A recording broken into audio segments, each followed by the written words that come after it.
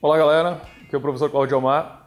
Vou trabalhar hoje no Aula Livre Alta Idade Média.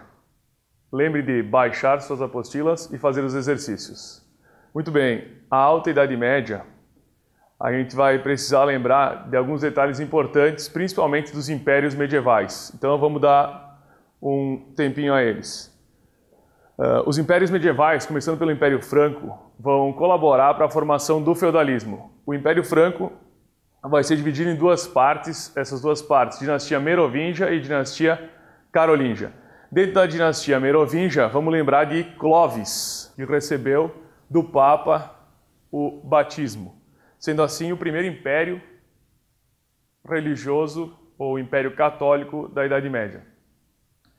Após a morte de Clovis, nós vamos ter reis indolentes, ou seja, reis que não conseguem governar, passando o poder aos primeiros ministros ou majordomos. Um dos majordomos vai ser Carlos Martel, que lidera os francos na Batalha de Poitiers, 732, vencendo os islâmicos e não deixando-os entrar na Europa Central. Segundo e grande primeiro-ministro vai ser Pepino o Breve, que vai vencer os lombardos na Itália e entregar o território para o Papa. Com essa entrega, o Papa ajuda-o a vencer Childerico III e a partir daí a dinastia de Merovingia passa para Carolíngia. O principal imperador carolíngio vai ser Carlos Magno, ou o principal imperador desse período. Carlos Magno vai ser coroado no Natal de 800, o novo imperador do novo Império Romano do Ocidente. Vai lançar as capitulares, vai dividir o império em 300 partes, entre condes, marqueses e duques. E quem não sabe, ele vai lançar as escolas palatinas dentro do Renascimento carolíngio. Após a morte de Carlos Magno, o filho dele, Luís o Piedoso, divide o império em 3 partes, com o Tratado de Verdun 843. Assim, acabando o Império Carolíngio. O segundo império importante, o Império Islâmico. Cuidado com esse império, ele é difícil nas suas questões durante a prova. Esse Império Islâmico vai ter origem na Arábia, na sua divisão em pré-islâmica e islâmica. A primeira parte, na pré-islâmica, Maomé vai conviver com os árabes beduínos.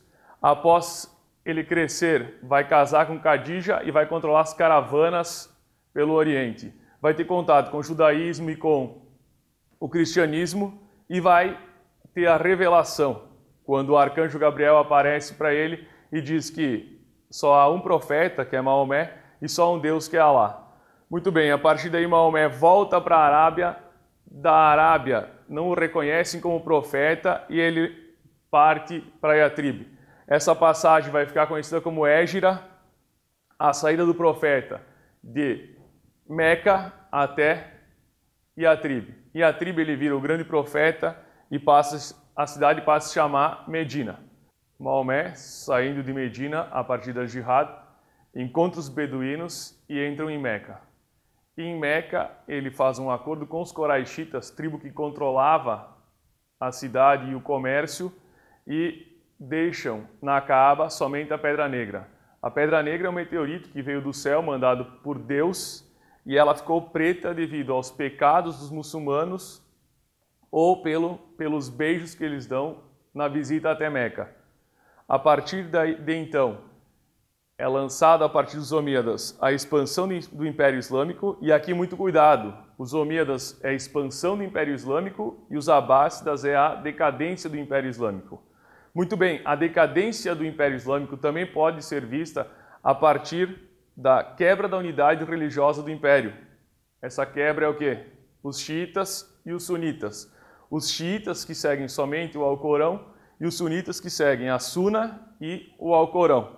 A partir de então, o Império Islâmico entra em decadência. Muito cuidado, nem todo islâmico é árabe e nem todo árabe é muçulmano. Ou melhor, nem todo árabe é islâmico. Outro império importante, o Império Bizantino. Esse Império Bizantino é o Império Romano do Oriente, que surgiu a partir da divisão do Império 395, com Teodósio governante do Império Romano do Ocidente. O Império Bizantino vai ter um grande imperador, esse imperador é Justiniano. Até ele chegar ao poder, a gente tem um cesaropapismo, ou seja, o imperador tem poder de imperador e de papa. Justiniano vai enfrentar alguns problemas dentro do império, mas também vai fazer com que o império fique grandioso. A principal construção dele vai ser a igreja de Santa Sofia, uma das maiores construções já existentes e que hoje é um museu pelas várias conquistas que nós vamos ter dentro desse império.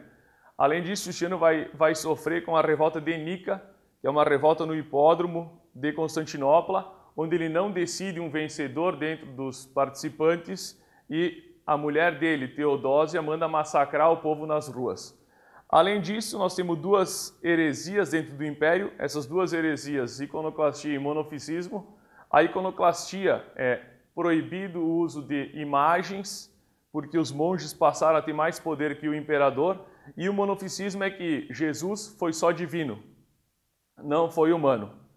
Junto com isso, ou o mais importante, é o corpus juris civilis, o direito dentro do Império Bizantino lançado por Justiniano.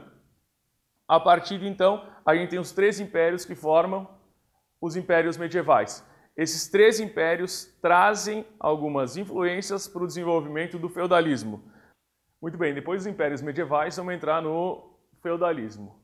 O que é o feudalismo? O feudalismo nada mais é do que um espaço grande, ou como se fosse um país, dividido em várias partes, onde o poder do rei desaparece e esse poder passa a ser exercido dentro de cada feudo por um senhor feudal. A política desse espaço, que era centralizada num rei, a partir desse momento ela é descentralizada, ou seja, não tem um senhor que controla tudo, e sim vários senhores feudais dentro dos feudos. A economia desse período ela é de subsistência com pouca moeda e pouco comércio. Então, ela é uma economia pensada onde? Na troca.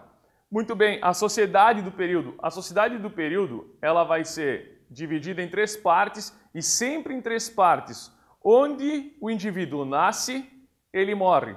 Ou seja, se eu sou do clero, eu sou do clero. Se eu sou da nobreza, eu sou da nobreza, e se eu sou servo, eu sou servo. Então o servo trabalha, o clero reza e o nobre vai para a guerra.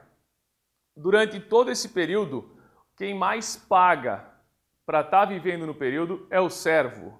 Por quê? Porque o servo tem obrigações para com o seu senhor.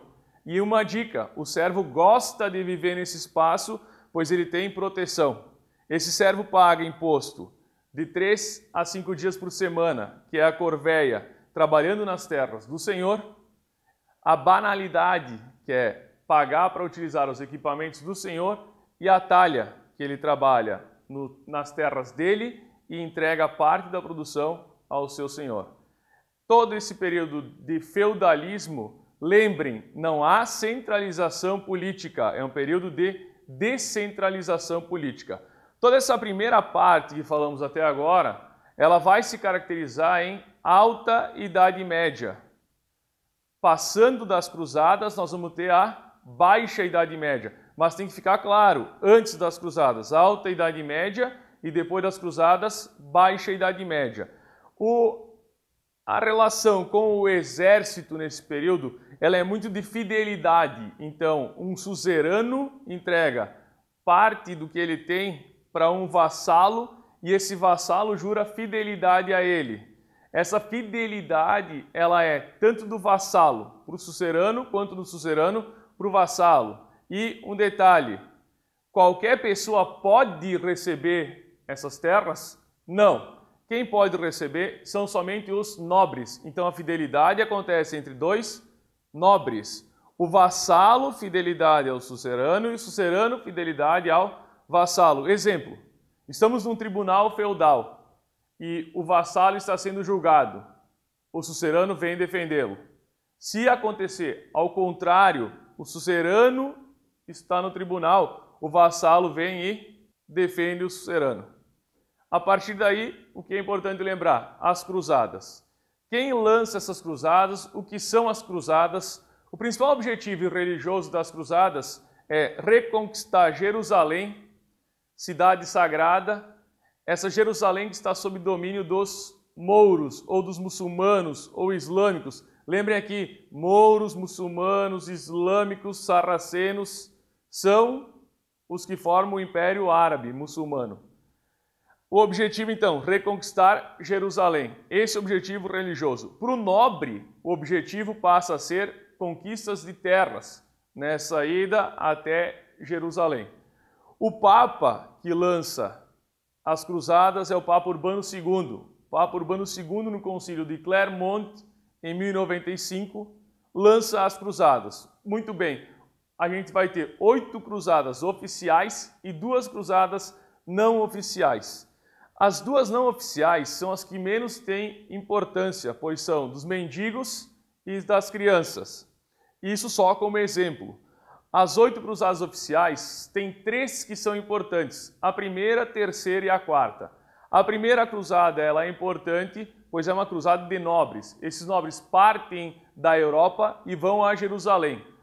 Vencem os mouros em Jerusalém, reconquistam a cidade e dividem elas em feudos, iguais àqueles que existiam na Europa Ocidental. Além desses feudos, criam-se 2 ordens monásticas, os templários e os hospitalários, para defender aquela região, e os cristãos, a partir daí, têm como peregrinar a Jerusalém. A terceira cruzada, e não menos importante, é a Cruzada dos Reis, onde aparece Ricardo Coração de Leão. Ricardo Coração de Leão, rei inglês, rei ausente do trono inglês, para participar das cruzadas. O que Ricardo Coração de Leão consegue de importante é um acordo com o sultão dos muçulmanos para que todos os cristãos possam partir da Europa a Jerusalém sem ter problemas com os muçulmanos. E a cruzada mais importante que nós vamos ter vai ser a cruzada dos comerciantes, ou melhor, a quarta cruzada. Essa quarta cruzada, ela vai reabrir o Mediterrâneo para o comércio. Não é que o Mediterrâneo estava fechado, mas estava sob domínio turco-otomano. A partir daí, nós temos uma liberdade de comercializar pelo mar Mediterrâneo. Quem participa dessa quarta cruzada? Genoveses, venezianos, florentinos, ou melhor, cidades italianas. Essas cidades italianas passam a buscar os produtos no Oriente e trazer para o Ocidente. Muito bem. Essas cruzadas, nesse momento, estão dividindo então a parte da Alta Idade Média para Baixa Idade Média. Retomando o conteúdo que foi visto hoje, é importante lembrar dos impérios medievais. Império Franco, Império Islâmico e Império Bizantino. Esses impérios vão dar base para a formatação do feudalismo. O feudalismo na Europa Ocidental ele é importantíssimo para a tua prova. Tu sabes, vai cair na tua prova feudalismo, então ela é importante. Olha para o feudalismo, divisão da sociedade, clero, nobreza e servo. Olha para as obrigações, talha, banalidade, corveia, e presta muita atenção em sucerania e vassalagem e nas cruzadas. Cruzadas, aquele período de divisão, aquele período em que a gente separa a alta da baixa Idade Média. Sou o professor Cláudio Almar, trabalhamos hoje aqui no Aula Livre Alta Idade Média. Pegue o material aqui embaixo, faça os exercícios e até a próxima aula. Siga o aulalivre.net nas redes sociais e fique por dentro de tudo o que acontece em nossos cursos: YouTube, Twitter e Facebook.